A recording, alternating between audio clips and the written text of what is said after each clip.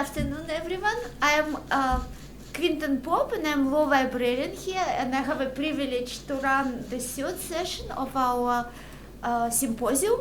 And as we know, that symposium investigates the rise of open innovations, both in context of public research and also new business models.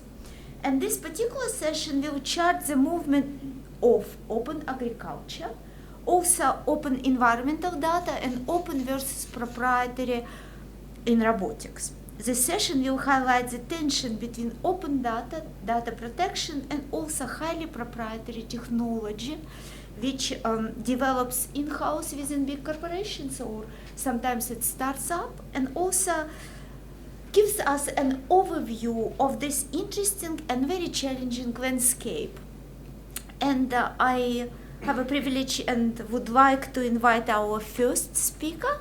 Actually, it's two, but the one will be presenting. It's Jay Sanderson, and he is a professor in law at USC and adjunct research fellow with the Law Futures Center at Griffith University, and he published widely in areas of intellectual property, food and agriculture, and his current research focuses on trademark certification and biotrade.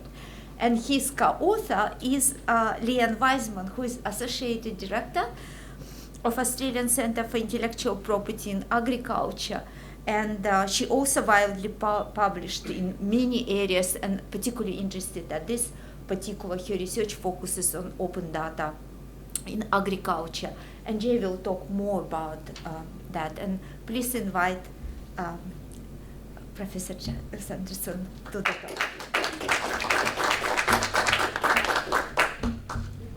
Thank you, and thank you, Matt, for the invite, and thanks for everyone for giving up their time in a busy week. Just to give you some context, it is me and not Leanne. We've sort of split and divided. Leanne's in Helsinki presenting as part of the RDA, so Research Data Alliance, having their sessions to do with International Open Data Week. So she's maybe got the best straw, the longest one. I've got the shortest one, but she's in Helsinki at the moment, fast asleep after presenting yesterday on a similar sort of topic. Just to give you a little bit of context, Leanne and I have been working in this area for a number of years, but specifically this project, we've been working with the Australian RDC, so the Rural Research and Development Corporations, and a number of research partners for probably 4 years. And it's part of two projects that we've called Precision to Decision, and uninspiringly, the second one was called Precision to Decision 2. Right, so we've gone from one to the other. But broadly what we did was three things. So the first thing is we looked at the legal issues associated in agriculture and food production in Australia to do with digital technology and data. From there we looked at what the issues were within the industry. So today I'm going to talk about for farmers, but we also looked at other stakeholders, scientists, researchers, the service and tech providers as well, looking at what they saw as being the issues around digital technology and data. And the last part of the project was setting up a framework moving forward. So what sort of things could be put in place for Australian agriculture to get the best benefits from whatever the strategy might be. And just to give you a bit of context, I'm a little bit reluctant to talk about open because I'm not necessarily a believer in that kind of thing necessarily, and you'll see why at the end of the project. I'm hoping I don't catch fire here at QUT, the home of open access and Creative Commons. But hopefully I'll explain why as we go through. And it's really drawn out in agriculture particularly, so it is context specific. And this paper is really just something we published early in the year. It's not finalised yet, but it's coming out in the Wageningen Journal of Life Sciences. And we had some co-collaborators. So this project was really cool because we got to work with social scientists, we got to work with the tech people in Australian ag, and we did work with the RDC, so all the research bodies that fund and do a lot of the research work in Australian agriculture. In this project particularly, we worked with Erong and Emma from CSIRO, who are essentially social scientists who enabled us to do a survey and do research that we probably wouldn't have been able to do ourselves, being legal academics who are pretty hopeless at qualitative and quantitative type research. So it was really good for that. But But as a starting point, in agriculture across the world, digital technology is growing exponentially, but there's a lot of concerns around its use. And a lot of those concerns go to similar things to what has been mentioned earlier by other speakers looking more broadly at the issue, but looking at questions of ownership. Trust came up time and time again. The question of privacy, the distinction between personal information and non-personal information, so what might be under the Privacy Act and other things that weren't. And a range of other things have meant that people have been, farmers particularly, have been cautious about sharing their data. The other thing that's grown at the same time is this paradigm of sharing and open access has really come through the federal government. All the agencies are talking about open and they're talking about sharing. And don't throw things at me, but what I did is I thought I'd play on the Creative Commons aspect.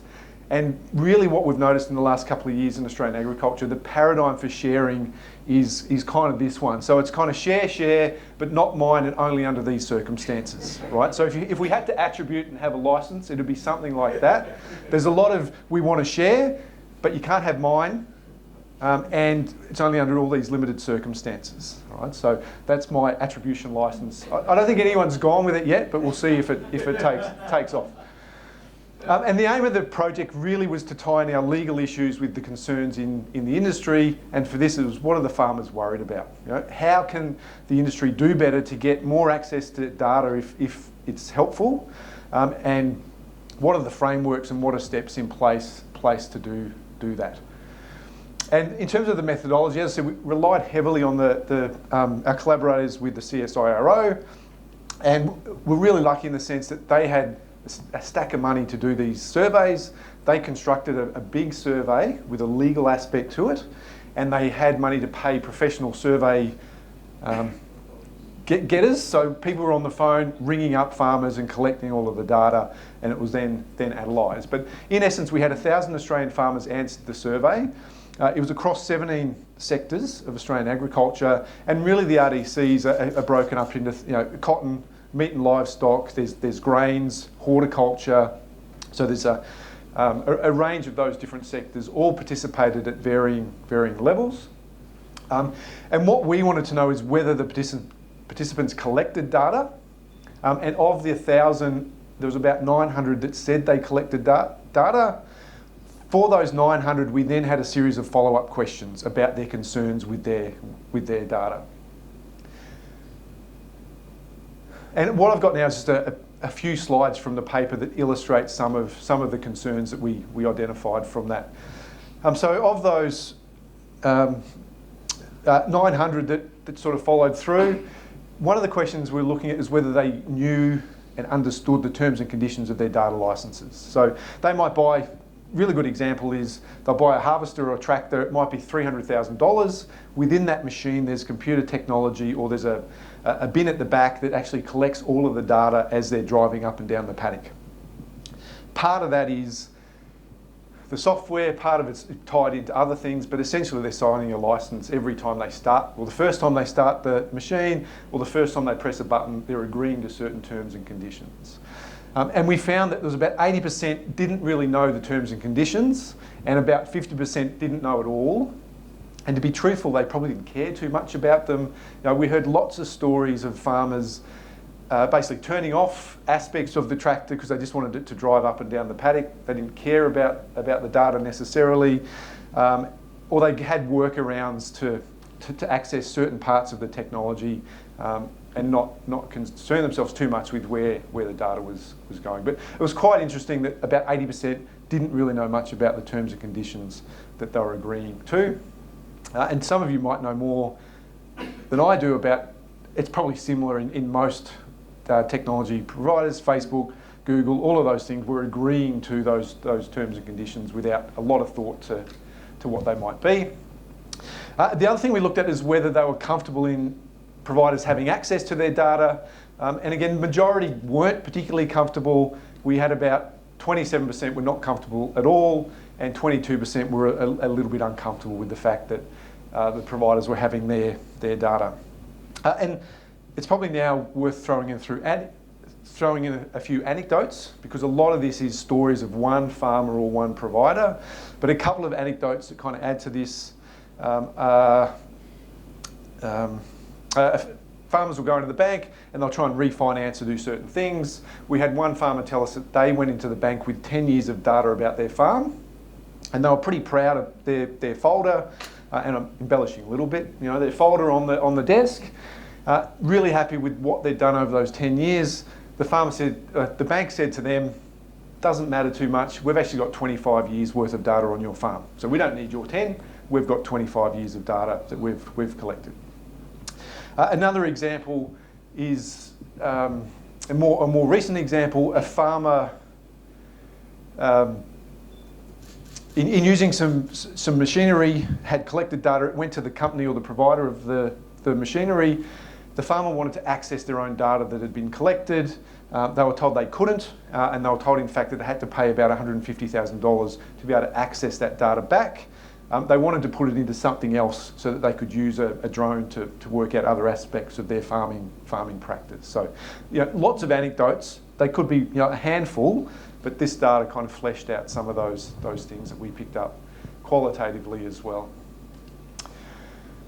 And the big issue is trust. And like over the 3 years, the amount of times we've spoken about building trust without really having a clear sense of what the hell we're talking about, but trust was a big issue, and there was about 50% that didn't really trust their service providers, particularly what they were doing with the data that was collected.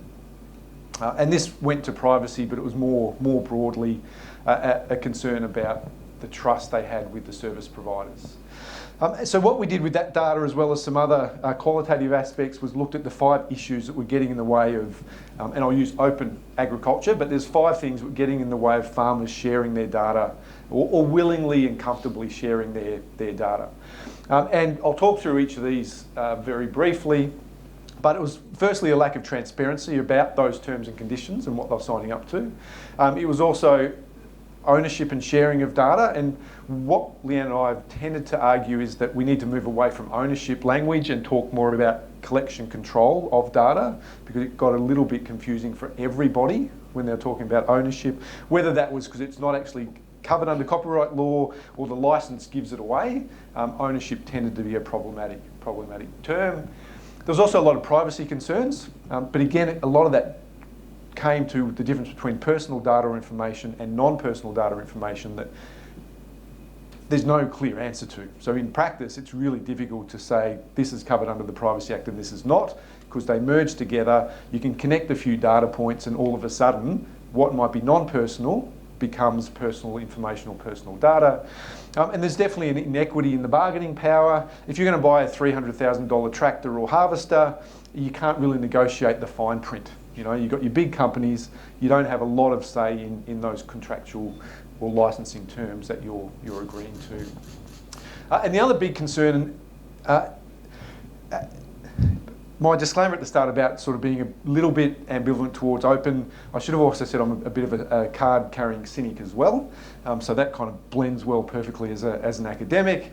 But there's a lack of benefit sharing. But what we found over the years was there's probably, at the moment in Australian agriculture, there's no clear benefit of all this digital technology and all this data sharing, right? So everyone's trying to position themselves for that benefit that might come at some point without having a clear sense of what it is just yet.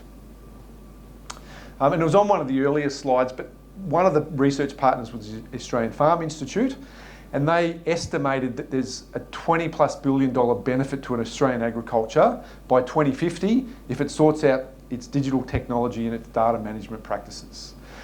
What I learned along the way of that project is economists have a whole heap of assumptions that they assume are going to work perfectly. And so that $20 billion is a nice figure, but there are a lot of assumptions. The wind needs to flow the right way, the rain needs to come in the right direction. So it's going to be a benefit. No one really knows quite yet what that is going to be. Right, so I'll tone down the cynicism a bit now. All right. So in each of these, we sort of tried to unpack them a little bit. We got our hands on a lot of data licences or contracts for Australian agriculture, and they're compliant. There's nothing illegal about them. They do what they're supposed to do. They're just really unwieldy, and for each service provider there's multiple different sorts of licences or contracts. So we had farmers that had maybe 15 different licences that dealt with data from a whole heap of different providers that used different language and tried to, claim certain things under that licence or that contract. So that created a lot of reluctance to look too hard at them, and that really formed the basis of the trust issues and an unwillingness to want to share the data as well. The other thing is about ownership.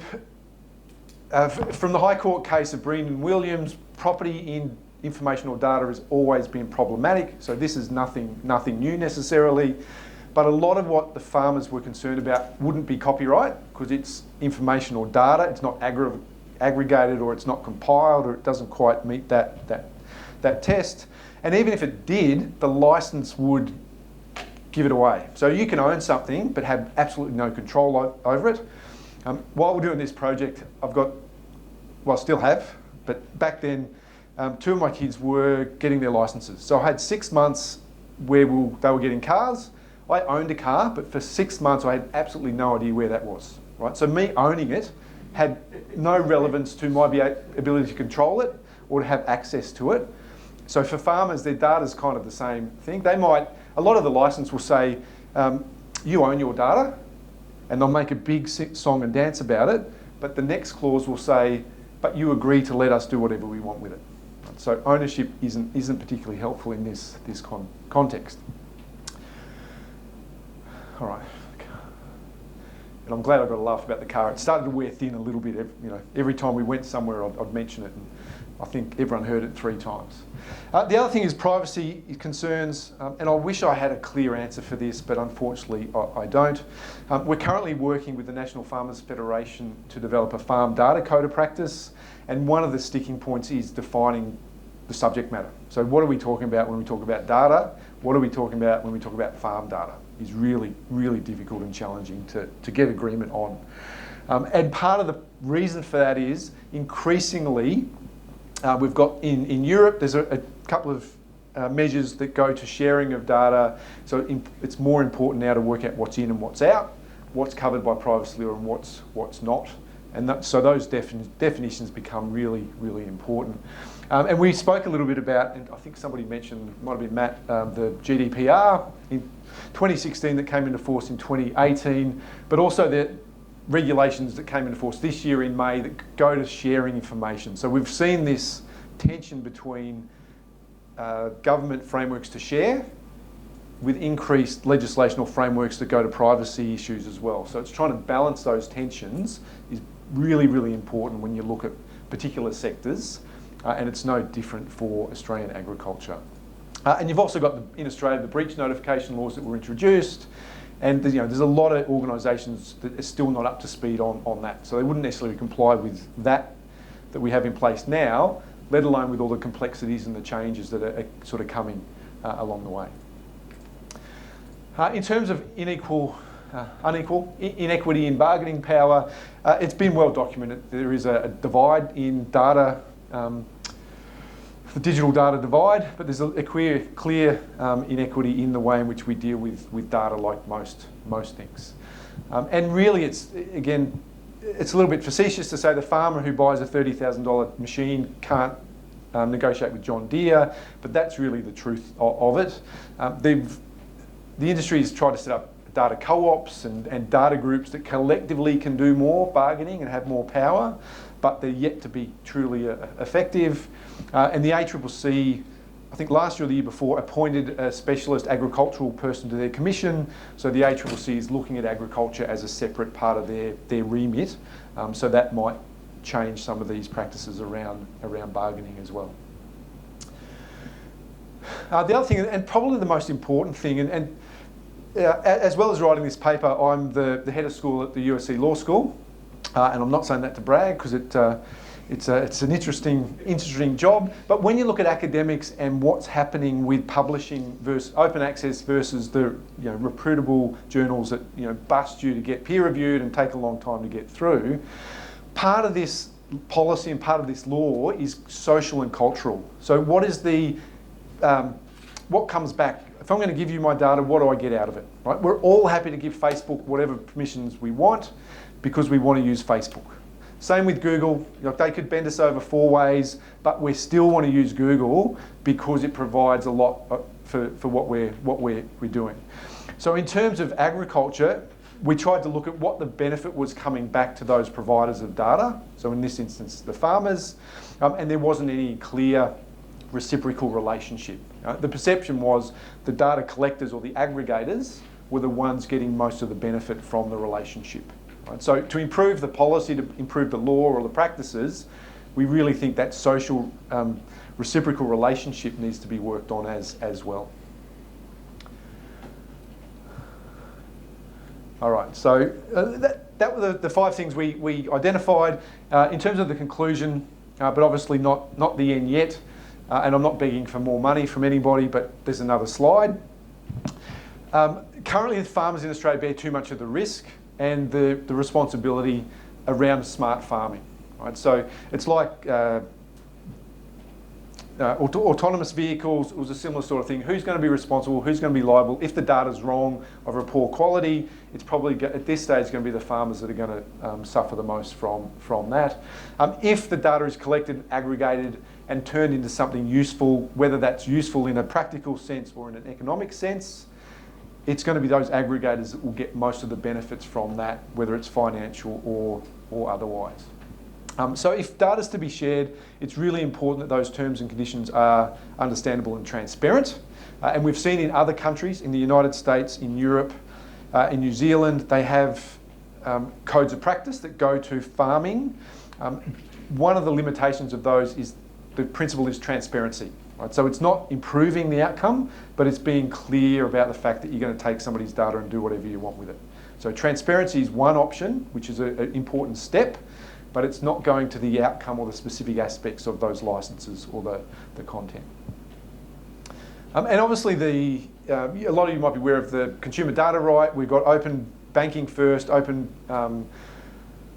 what are the others? Electricity sector or energy sector. So gradually those things will be rolled out sector by sector. And part of what those industries are doing are they're providing one-page summaries of their licenses and their contracts. So perhaps that could flow through to other industries or sectors like agriculture.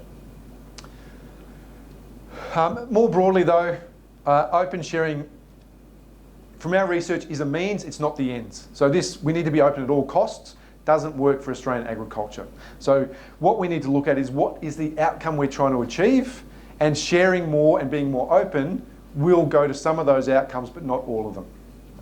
And somebody mentioned before the thing about the patents and the 3D printing. One of the things I've looked at previously was looking at food and patents. Sometimes the patents are there to enable control and licensing at a very low cost that provide capacity building, that go to really important things that you wouldn't be able to do without the patent. So in some instances, a closed system will be better. It may not mean that somebody's making money and somebody's not, but it could mean broader opportunities, more value in different ways with something like that. So for us, open and sharing is a means to something, so you've got to work out the end to work out how best to do it. We're really arguing for a move away from ownership towards control and access of data. And conceptually, the Privacy Commission, who recommended the consumer data right, had a problem with data as property, and so it's now a consumer issue. Right? So we see a necessary shift in the way we talk about data. And for us in agriculture, its control and access was really, really important. And the other thing is reciprocal relationship requires benefits for both parties. And until there is that, Australian farmers won't want to share their data. No matter the legal systems, no matter the governance frameworks, what is that reciprocal relationship and how can it be facilitated and how can it be enhanced is really important. And the last bit here is, so we've gone from legal issues to what the industry think about data to and again, as legal academics, we got really tripped up because we're talking about a governance framework. For industry, governance means legislation, right? So we've had to change our language so it's more a data framework, or we look at the rules. and the framework around rules. But in terms of Australian agriculture, one of the things that we identified is nobody knows what the data is, where it is. So you need, each of these organisations need a data person, whether it's a data steward, a data custodian, but somebody to actually look at the data, find it, look after it, and advocate for it, for that particular industry. In terms of policies and procedures, it could be as simple as having a data policy as well as a privacy policy. A lot of Australian agricultural industries don't have data policies, so it can be as simple as that. As I mentioned, the National Farmers Federation are actually working on a farm data code, so that could be another industry-wide practice or code that improves the processes a little bit. A lot of it is about education and training, so being aware of those licenses, being aware of what happens with the data is a really important part of it. And then, as a good legal academic, we want to make it as complicated and as fearful as possible. So the other pillar of this framework is you've got to comply, you've got to understand what is required under privacy law, you've got to look at your responsibilities under environmental law. So one of the industries is sugar up in North Queensland. A lot of what they need to do goes to environmental protection and the regulation around that aspect of it as well. And a lot of the reporting mechanisms, so fishery will have real-time cameras on a lot of the ships because they've got to report it back to somebody, and somebody's always able to watch what's happening for that industry in particular places throughout the world. Given all of those things, we're suggesting that you might be able to build trust in the data and you'll encourage more people to share. But again, trust for us is a fairly nebulous term because what we're really saying is that people will be willing to do what you want. And in some circumstances it might be to share data, and in other instances it may not be, depending on what your outcome is or what you're trying to achieve. All right, thank you.